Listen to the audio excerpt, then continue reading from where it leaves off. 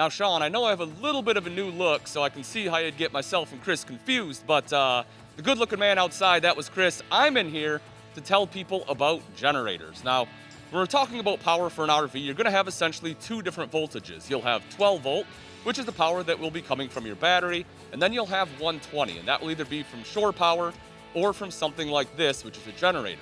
I get asked often, if most RVs come with generators, and the answer is no. A lot of motorhomes will. They'll be a little more self-sufficient.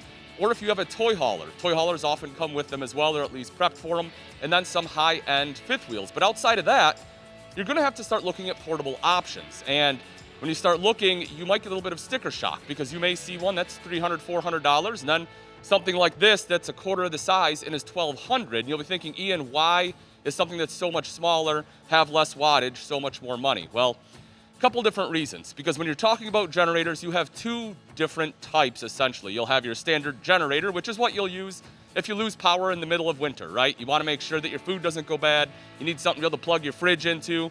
A standard generator will work just fine, assuming you have the proper wattage. Where people start to run into problems is that those are very loud.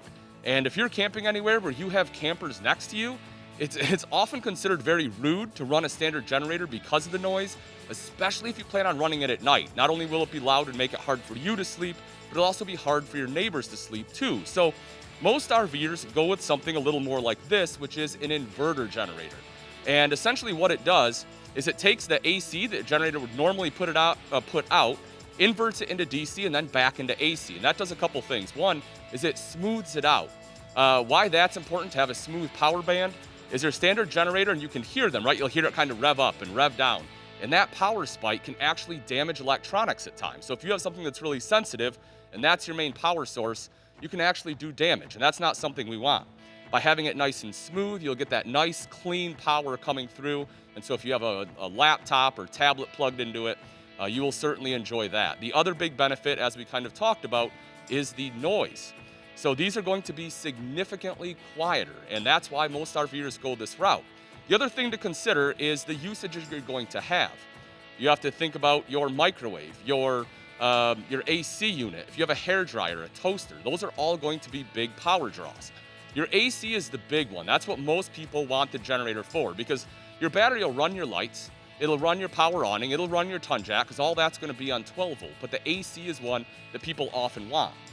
So the number one selling unit is this one right here, which is the Honda EU2200, and it has a companion.